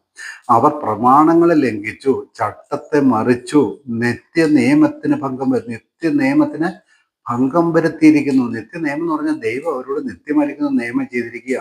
ആ നിയമം ഒരിക്കലും ഇസ്രായേൽ ജനത നീങ്ങിപ്പോകില്ല. ന്യായപ്രമാണം എന്ന നിയമം നിങ്ങൾക്ക് ഇരമ്യാ പ്രവചനം 31-31 അറിയാമല്ലോ. ഞാൻ ഇസ്രായേൽ ഗ്രഹത്തോടും യഹൂദ ഗ്രഹത്തോടും പുതിയൊരു നിയമം ചെയ്യുന്ന കാലം വരും. ആരോട്? ഇസ്രായേൽ ഗ്രഹത്തോടും യഹൂദ ഗ്രഹത്തോടും പുതിയൊരു നിയമം ചെയ്യുന്ന കാലം വരും. ആ നിയമം ഒരു കാലത്തും എൻ്റെ ജനത്തിൽ നിന്ന് നീങ്ങിപ്പോകുകയില്ല. ആ പുതിയ നിയമം ആരോട് ചെയ്തത്? ഇസ്രായേലിനോട് ചെയ്തത്. എന്താ പുതിയ നിയമം? ആ പഴയ ന്യായപ്രമാണം തന്നെ ഈ പുതിയ നിയമകാലത്ത് അവരുടെ ഹൃദയത്തിൽ എഴുതി കൊടുക്കുന്ന വ്യത്യാസം മാത്രമേ ഉള്ളൂ. പഴയ ന്യായപ്രമാണത്തിന് ഒരു മാറ്റവും വരുന്നില്ല. അതേ ന്യായപ്രമാണം ആ പുതിയ നിയമകാലത്ത് അവരുടെ ഹൃദയത്തിൽ എഴുതി കൊടുക്കും. എൻ്റെ ന്യായപ്രമാണം ഞാൻ അവരുടെ ഹൃദയങ്ങളിൽ എഴുതും. പണ്ടത് കല്ലിൽ കൊത്തി കൊടുത്തു അക്ഷരങ്ങളായിട്ട് എഴുതി കൊടുക്കുകയും ചെയ്തത്. പുതിയ നിയമം ഇസ്രായേലിനോട് ചെയ്യുമ്പോൾ ആ ന്യായപ്രമാണം അവരുടെ ഹൃദയത്തിൽ എഴുതുമെന്ന് മാത്രമേ വ്യത്യാസമുള്ളൂ. ന്യായപ്രമാണത്തിൽ നിന്ന് ഒരു പുള്ളിയെങ്കിലും ഇസ്രായേലിനെ സംബന്ധിച്ചിടത്തോളം ഒരു കാലത്തും ആകാശവും ഭൂമിയും ഉള്ള കാലത്തോളം ഒഴിഞ്ഞു പോവുകയില്ല. അപ്പം അത് ലംഘിച്ചവരെ കുറിച്ച് ഇവിടെ പറയുന്നത് നോക്കിയേ. അവർ പ്രമാണങ്ങളെ ലംഘിച്ചു, ചട്ടത്തെ മറിച്ചു, നിത്യ നിയമത്തിന് ഭംഗം വരുത്തിയിരിക്കുന്നു. അതുകൊണ്ട് ഭൂമി ശാപഗ്രസ്തമായി. ഭൂമി എന്ന് പറഞ്ഞാൽ ഇസ്രായേല്. അതുകൊണ്ട് അവരുടെ ദേശം, അങ്ങനെ വായിക്കുമ്പോൾ നിങ്ങൾ മനസ്സിലാവും, അതുകൊണ്ട് അവരുടെ ദേശം ശാപഗ്രസ്തമായി. അതിൽ പാർക്കുന്നവർ ശിക്ഷ അനുഭവിക്കുന്നു. അതുകൊണ്ട് ഭൂവാസികൾ ദഹിച്ചുപോയി, ചുരുക്കം പേർ മാത്രം ശേഷിച്ചിരിക്കുന്നു. നോക്കിയേ, മഹാപീഡനം അവരെ ശുദ്ധീകരിക്കാനാണെന്ന് ഞാൻ പറഞ്ഞില്ലേ. അവിടെ എത്ര പേര് ബാക്കി വരും എന്ന് പറഞ്ഞ് ചുരുക്കം പേർ മാത്രം ശേഷിച്ചിരിക്കുന്നു. പിന്നെ അങ്ങോട്ട് പുതുവീഞ്ഞ് ദുഃഖിക്കുന്നു, മുതിരി വാടുന്നു, സന്തുഷ്ട മാനസന്മാരൊക്കെ നെടുവീർപ്പിടുന്നു. തപ്പുകളുടെ ആനന്ദം തീർന്നു പോകുന്നു, ഉല്ലസിക്കുന്നവരുടെ ഘോഷം തീർന്നു പോകുന്നു, കിന്നരത്തിന്റെ നാദം ആനന്ദം ഇല്ലാതെയാവുന്നു. അവർ പാട്ട് പാടിക്കൊണ്ട് വീഞ്ഞ് കുടിക്കുകയില്ല, മദ്യം കുടിക്കുന്നവർക്ക് അത് കയ്പായിരിക്കും. അങ്ങനെ വായിച്ചാൽ മതിയേ. ഏതാ? യെശയ്യാ പ്രവചനം 24-ാം അധ്യായം വായിച്ചാൽ മതി. ഇസ്രായേലിന് വരാതിരിക്കുന്ന മഹാപീഡന കാലം, 7 വർഷത്തെ മഹാപീഡന കാലത്ത് അവരനുഭവിക്കുന്ന ദുരിതത്തെക്കുറിച്ചാണ്. ചുരുക്കം പേർ മാത്രം ശേഷിച്ചിരിക്കും. അത് കഴിയുമ്പോൾ ഇസ്രായേലിലെ ആ ഭൂമിയിലെ അതിനെ ശൂന്യവും പഴുവൊക്കെ കീഴ്മേൽ മറിച്ചു കഴിഞ്ഞതിന് ശേഷം ചുരുക്കം പേർ മാത്രം ശേഷിച്ചിരിക്കും. കർത്താവ് ഒലിവുമലയിൽ വരുമ്പോഴേ കർത്താവിനെ സ്വീകരിക്കുന്ന യഹൂദന്മാരുടെ ഗണം ഒരു ചെറിയ കൂട്ടമായിരിക്കുന്ന ഈ പറഞ്ഞതിൻ്റെ അർത്ഥം. ഞാൻ അതാ പറഞ്ഞ, ഏത് കാലത്തും ദൈവത്തിന്റെ രക്ഷാ പദ്ധതിയിൽ പങ്കാളിത്തം വഹിച്ചവരുടെ എണ്ണം ചെറുത്. എത്ര ചെറുതെന്ന് പറയാൻ പറ്റുമോ? ലോകത്തിലെ കോടിക്കണക്കായ സമൂഹത്തെ എടുത്തു കഴിയുമ്പോൾ അതിൽ ചെറുതെന്ന് പറയുമ്പോൾ നിങ്ങൾക്കറിയാമല്ലോ, വളരെ ചെറുതാണ്. അതുകൊണ്ട് ഇനിയെങ്കിലും മനസ്സിലാക്കണം. നമ്മൾ കാണാറില്ലേ, ഒരു യൂട്യൂബ് വീഡിയോയിലും മറ്റുമൊക്കെ ആയിട്ട് പലതിലും കാണാറില്ലേ, ഈ ഉൽപ്രാവണങ്ങൾ നടക്കുമ്പോഴേക്കും വിമാനങ്ങൾ തല കുത്തി താഴേക്ക് പോരുന്നു, ട്രെയിനുകൾ തമ്മിലങ്ങ് കൂട്ടിയിടിച്ച് തകരുന്നു, പിന്നെ തിരക്കേറിയ വീതികളിലെല്ലാം വാഹനങ്ങൾ കൂട്ടിയിടിക്കുന്നു. അപ്പോൾ ആത്മാക്കളിങ്ങനെ ചിറക് വെച്ച് അല്ലെങ്കിൽ ആത്മാക്കളിങ്ങനെ പറന്നു മുകളിലേക്ക് വരുന്നു, ഭൂമി ആകെ തകിടം മറിയുന്നു. അങ്ങനെയൊക്കെ വീഡിയോകളൊക്കെ നിങ്ങൾ കണ്ടിട്ടില്ലേ? ഒന്നും സംഭവിക്കില്ല എന്ന് ഞാൻ പറഞ്ഞത്. വളരെ ചെറിയൊരു കൂട്ടം മാത്രമേ ഉൽപ്രാവണത്തിൽ എടുക്കപ്പെടുകയുള്ളൂ. ഏത് കാലത്തിലും രക്ഷണ്യ ഗണം ചെറുതായിരിക്കും, രക്ഷിത ഗ്രൂപ്പ് ചെറുതായിരിക്കും എന്നുള്ളതായിരിക്കുന്ന കാര്യം നിങ്ങൾ മനസ്സിലാക്കണം. മത്തായി സുവിശേഷം 22-ാം അധ്യായത്തിൽ നിന്ന് ഒരു വാക്യം വായിക്കട്ടെ. മത്തായി സുവിശേഷം 22-ാം അധ്യായം അതിൻ്റെ 14-ാം വാക്യം. വിളിക്കപ്പെട്ടവർ അനേകർ, തിരഞ്ഞെടുക്കപ്പെട്ടവരോ ചുരുക്കം. കർത്താവ് പറഞ്ഞ വാക്കാം. വിളിക്കപ്പെട്ടവര് അനേകര്, തിരഞ്ഞെടുക്കപ്പെട്ടവരോ ചുരുക്കം പേരെ ഉള്ളെന്ന് യഹൂദന്മാരെ കുറിച്ച് ഈ പറയുന്ന കർത്താവ്. ഇതൊക്കെ കർത്താവ് പറയുന്ന എല്ലായിടത്തും നമുക്കന്നും പറയുന്നതും വീശിയേക്കല്ലേ കേട്ടോ, വീശിയേക്കല്ലേ എന്ന് ഞാൻ പറയുന്നത്. നമ്മുടെയൊക്കെ സഭകളിൽ പോയിട്ട്, ക്രിസ്തീയ സഭകളിൽ പോയിട്ട് കർത്താവ് പറഞ്ഞ വാക്കെല്ലാം എടുത്ത് അങ്ങ് നമ്മളോട് അങ്ങ് കയറുന്ന പ്രസംഗകരെയൊക്കെ ഞാൻ കണ്ടിട്ടുണ്ട്. ഇത് കർത്താവ് പറഞ്ഞത് യഹൂദ പശ്ചാത്തലത്തിൽ അവരോട് പറയുന്നതാണ്. വിളിക്കപ്പെട്ടവർ അനേകർ, തിരഞ്ഞെടുക്കപ്പെട്ടവരോ ചുരുക്കം. നമ്മുടെ കർത്താവിന്റെ ഉപദേശമാണ്. മർക്കോസിന്റെ സുവിശേഷം 13-ാം അധ്യായത്തിന്റെ 20-ാം വാക്യം. മർക്കോസിന്റെ സുവിശേഷം അതിന്റെ 13-ാം അധ്യായത്തിന്റെ 20-ാമത്തെ വാക്യം. അവിടെ എന്താ വായിക്കുന്നത്? 13-ന്റെ 20-ാമത്തെ വാക്യം എന്താ പറയുക? കർത്താവ് ആ നാളുകളെ ചുരുക്കിയിട്ടില്ല എങ്കിൽ ഒരു ജഡവും രക്ഷിക്കപ്പെടുകയില്ല. താൻ തിരഞ്ഞെടുത്ത വൃതന്മാർ നിമിത്തമോ അവൻ ആ നാളുകളെ ചുരുക്കിയിരിക്കുന്നു. എന്ന് പറഞ്ഞാല് കർത്താവ് മഹാപീഡനത്തെ കുറിച്ച് പറഞ്ഞു വരികയാണെ. ഗർഭിണികൾക്ക് മുല കുടിപ്പിക്കുന്നവർക്കും അയ്യോ കഷ്ടം, എന്നാൽ അത് ശീതകാലത്ത് സംഭവിക്കാതിരിക്കാൻ പ്രാർത്ഥിപ്പിൻ. ആ നാളുകൾ ദൈവം സൃഷ്ടിച്ച സൃഷ്ടിയുടെ ആരംഭം മുതൽ ഇന്ന് വരെ സംഭവിച്ചിട്ടില്ലാത്തതും ഇനിമേൽ സംഭവിക്കാത്തതുമായ കഷ്ടകാലമാകും. കർത്താവ് ആ നാളുകളെ ചുരുക്കിയിട്ടില്ല എങ്കിൽ ഒരു ജഡവും രക്ഷിക്കപ്പെടുകയില്ല. താൻ തിരഞ്ഞെടുത്ത വൃതന്മാർ നിമിത്തമോ അവൻ ആ നാളുകളെ ചുരുക്കും. അല്ലെങ്കിൽ ആരും ആ നാളിൽ ഇസ്രായേലിന് ബാക്കി വരില്ലെന്ന. ഇതൊന്നും ലോകത്തിന്റെ കണക്കൊന്നും അല്ല എൻ്റെ പൊന്നെ. ഒന്ന് ചിന്തിക്കുക. ലോകത്തെ കുറിച്ച് പറയുന്നൊന്നല്ല. ലോകത്തിലെ ജാതികളെല്ലാം അസ്തമിച്ചു പോകുമെന്നും മഹാപീഡനത്തിൽ എല്ലാവരും പെട്ടുപോകുമെന്നൊന്നും പറഞ്ഞേക്കല്ലേ. അതൊന്നും അല്ല. ഈ മഹാപീഡനമൊക്കെ പ്രത്യേകിച്ച് യഹൂദിനെ ശുദ്ധീകരിക്കാനുള്ള യാക്കോബിന്റെ കഷ്ടകാലം. അത് ഇസ്രായേലിനെ ശുദ്ധീകരിക്കാനുള്ള. കാരണം അവരെ കൊണ്ട് വേണം ഇനി അടുത്ത 1000 ആണ്ട് ഭൂമിയെ വാഴാൻ. ഭൂമിയിൽ മുഴുവൻ അവർ രാജാക്കന്മാരാകണം. അപ്പൊ അവരിൽ കൊള്ളാവുന്നവരെ തിരഞ്ഞെടുക്കാനുള്ളതായിരിക്കുന്ന ദൈവത്തിന്റെ ശുദ്ധീകരണ പ്രക്രിയ ഇത് കർത്താവ് അല്ല ആദ്യമായിട്ട് പറഞ്ഞത്. ദാനിയേൽ പ്രവാചകൻ മുഖാന്തരം പറഞ്ഞു. ആ 7 വർഷത്തേക്ക് മഹാപീഡന കാലത്തെക്കുറിച്ച് ദാനിയേൽ പ്രവചനം 9-ാം അധ്യായത്തിലെല്ലാം 7-ാം അധ്യായത്തിലെല്ലാം വിശദീകരിച്ച് പറഞ്ഞിട്ടുണ്ട്. അതിലേക്കൊന്നും ഞാൻ കടക്കുന്നില്ല. അപ്പം ആ കാലത്തെ കർത്താവ് ചുരുക്കുമെന്ന്. ഇല്ലെങ്കിൽ വൃതന്മാർ പോലും ബാക്കിയുണ്ടാവില്ല. അത്രയ്ക്കും മഹാപീഡയായിരിക്കും വരുന്നതെന്ന്. അപ്പൊ ആ മഹാപീഡന കാലത്തെ കുറിച്ച് കർത്താവ് പറഞ്ഞു, വൃതന്മാർ തിരഞ്ഞെടുക്കപ്പെട്ടായിരിക്കുന്ന വിശുദ്ധന്മാർ കുറച്ചു പേരുള്ളൂ. അതുകൊണ്ട് ഞാൻ ആ നാളുകളെ ചുരുക്കും, അവരെ നാശത്തിലേക്ക് വിടുകയില്ല, അവരെ ഞാൻ നാശത്തിന് ഏൽപ്പിക്കുകയില്ല എന്ന് കർത്താവ് പറഞ്ഞു. ലൂക്കോസിന്റെ സുവിശേഷം 13-ാം അധ്യായം. ലൂക്കോസിന്റെ സുവിശേഷം അതിന്റെ 13-ാം അധ്യായത്തിൽ ഒരു വാക്യമുണ്ട്. ഞാൻ അതും കൂടെ എടുക്കട്ടെ. ലൂക്കോസ് 13-ന്റെ 23-ഉം 24-ഉം വാക്യങ്ങൾ. കർത്താവെ രക്ഷിക്കപ്പെടുന്നവർ ചുരുക്കുമോ? ഞാൻ ആദ്യം പറഞ്ഞ വാക്യം. കർത്താവെ രക്ഷിക്കപ്പെടുന്നവർ ചുരുക്കുമോ എന്ന് ചോദിച്ചതിന് അവൻ അവരോട് പറഞ്ഞത്, ഇടുക്ക് വാതിലൂടെ കടപ്പാൻ പോരാടുവിൻ, പലരും കടപ്പാൻ നോക്കും, കഴിയില്ല താനും എന്നാൽ എന്ന് ഞാൻ നിങ്ങളോട് പറയുന്നു. നോക്കിയേ, രക്ഷിക്കപ്പെടുന്നവർ ആ കാലത്തും കർത്താവിന്റെ കാലത്തും ചുരുക്കുക. കർത്താവായി യേശു ക്രിസ്തു ഭൂമിയിൽ വന്നപ്പോഴേ കർത്താവിനെ അനുഗമിച്ചവർ എത്ര പേരുണ്ട് നിങ്ങൾക്കൊന്ന് പറയാമോ? എത്ര പേരുണ്ട്? ഒരു 12 അപ്പോസ്തലന്മാരുണ്ട്. ഓക്കെ, ഒന്ന്. പിന്നെ കുറെ ശിഷ്യന്മാരുണ്ട്, ഒരു 70 പേര്. കർത്താവ് സുവിശേഷ വേലയ്ക്കൊക്കെ അയച്ചൊരു 70 പേര്. പിന്നെ കുറേ ജനം തിക്കി തിരക്കി കർത്താവിന്റെ കൂടെ കൂടി. പക്ഷെ അവരിൽ പലരും പിരിഞ്ഞുപോയി എന്ന് പറഞ്ഞ്, ഈ ഉപദേശം കഠിന ഉപദേശം, ഇതാർക്ക് സ്വീകരിക്കാൻ പറ്റും? ഇതാർക്ക് സഹിക്കാൻ പറ്റും? നമുക്കെന്താ ഇവന്റെ മാംസവും രക്തവും തിന്നാനും കുടിക്കാനും തരുമോ? ഇതാർക്ക് വിശ്വസിക്കാൻ പറ്റും എന്ന് പറഞ്ഞ് പലരും അവനെ വിട്ട് പിരിഞ്ഞു പോയി എന്ന് എഴുതിയേക്കുന്നത്. അവസാനം കർത്താവിന്റെ പക്ഷത്ത് നിന്നവരുടെ ഒരു കണക്ക് എവിടെ വായിക്കുന്നുണ്ടെന്ന് അറിയാമോ? അപ്പോസ്തല പ്രവൃത്തി 2-ാം അധ്യായത്തിൽ വായിക്കുന്നുണ്ട്. അപ്പോസ്തല പ്രവൃത്തി 2-ാം അധ്യായത്തില്, അപ്പോസ്തല പ്രവൃത്തി 1-ാം അധ്യായത്തില് വായിക്കുന്നുണ്ട്. 120 പേരടങ്ങുന്ന ഒരു സംഘം മാത്രമേ കർത്താവ് പറഞ്ഞത് കാത്ത് പരിശുദ്ധാത്മാവിന്റെ പ്രത്യക്ഷതയ്ക്ക് വേണ്ടി ആ മാളിക മുറിയിൽ കാത്തിരിക്കാനുണ്ടായിരുന്നുള്ളൂ. എത്ര പേര്? 120 പേര്. അവരെ നോക്കിയിട്ട് നമ്മുടെ കർത്താവ് പറഞ്ഞ്, ചെറിയ ആട്ടിൻകൂട്ടമേ നിങ്ങൾ ഭയപ്പെടേണ്ട. ചെറിയ ആട്ടിൻകൂട്ടമേ നിങ്ങൾ ഭയപ്പെടേണ്ട. നിങ്ങളുടെ പിതാവ് തൻ്റെ രാജ്യം, ഏത് രാജ്യം? അവർക്ക് വാഗ്ദത്തം ചെയ്ത 1000 ആണ്ട് രാജ്യം, നിങ്ങളുടെ പിതാവ് തൻ്റെ രാജ്യം നിങ്ങൾക്ക് തരുവാൻ പ്രസാദിച്ചിരിക്കുന്നു. ചെറിയ ആട്ടിൻകൂട്ടമേ നിങ്ങൾ ഭയപ്പെടേണ്ടെന്നാ പറഞ്ഞ്. ഇപ്പൊ മനസ്സിലായോ?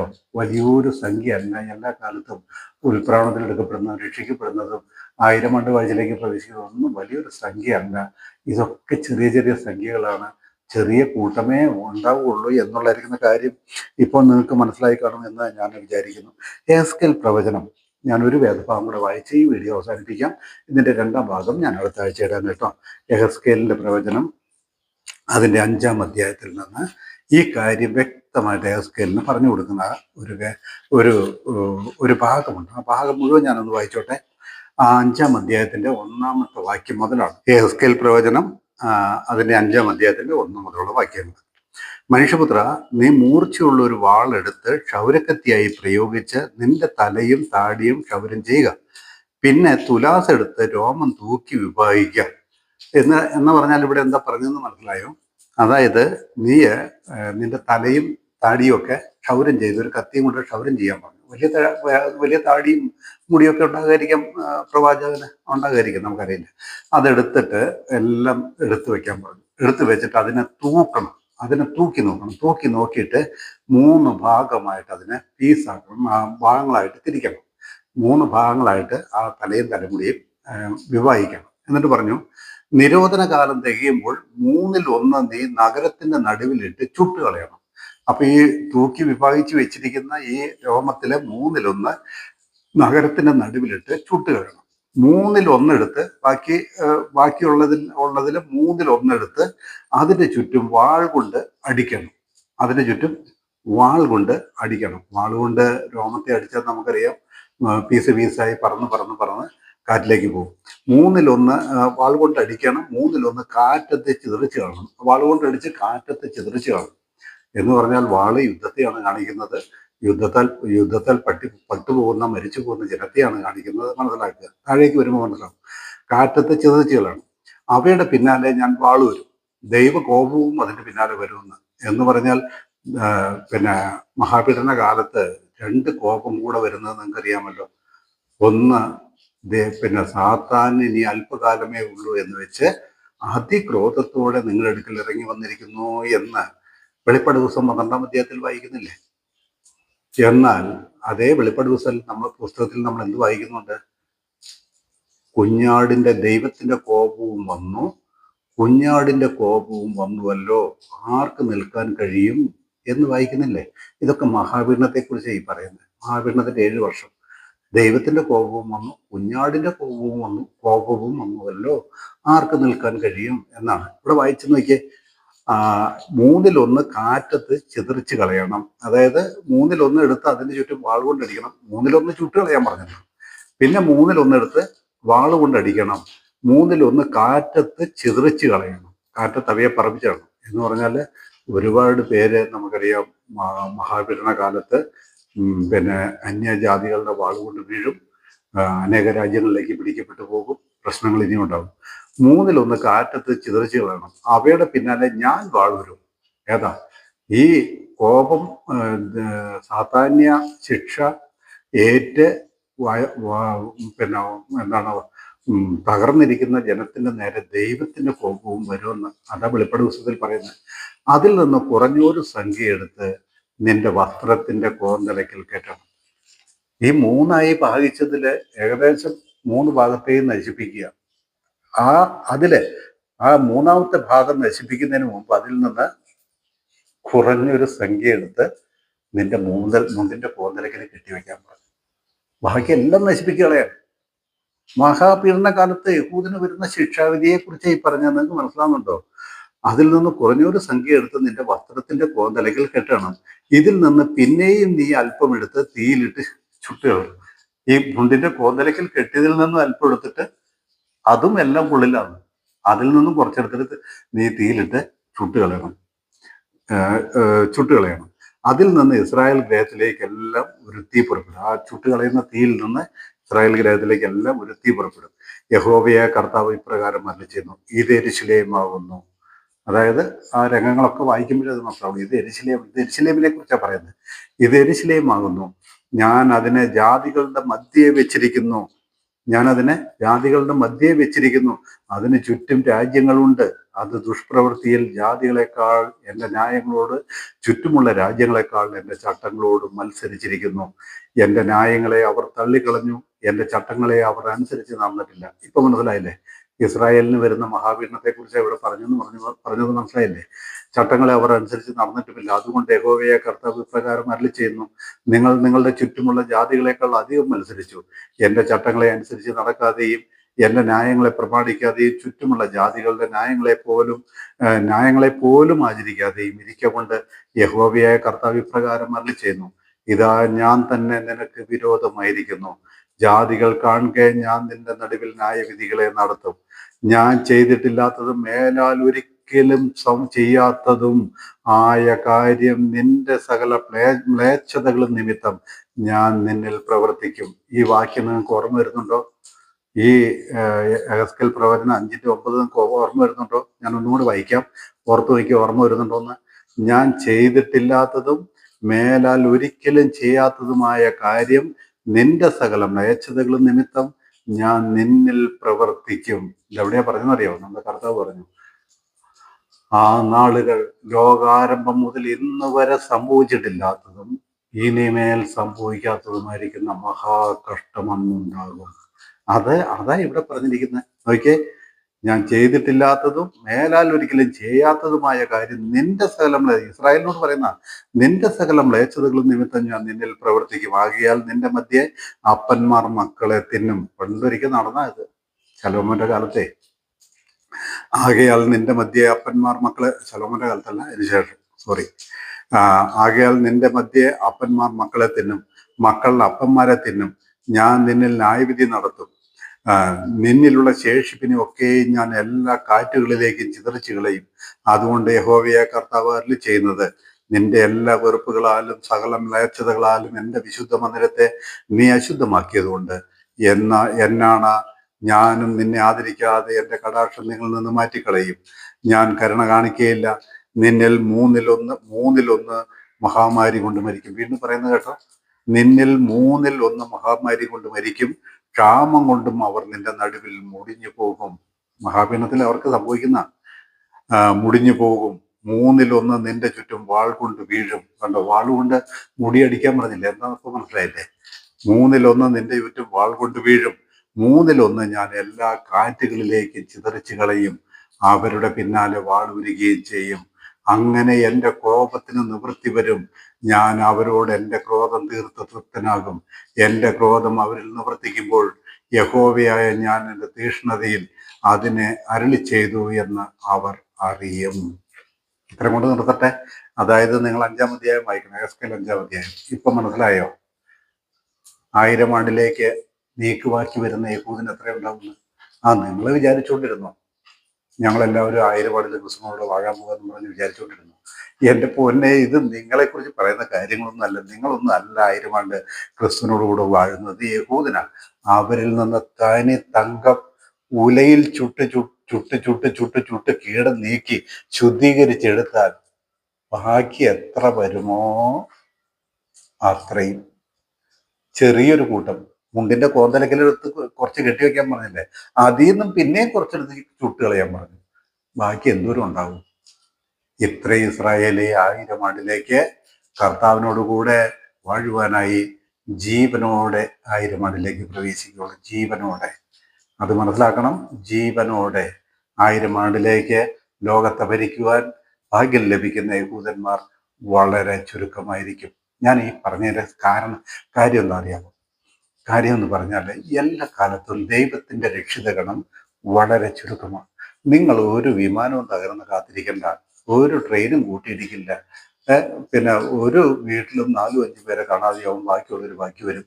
അങ്ങനെയൊന്നും വിചാരിക്കല്ലേ, ദയവ് ചെയ്തിട്ട് വിചാരിച്ചേക്കല്ലേ. പിന്നെ ചില രാജ്യത്തു നിന്ന് കുറേ പേരെടുക്കപ്പെടും, അവിടെ ശൂന്യമായി തീരും. അങ്ങനെയൊന്നും വിചാരിക്കല്ലേ.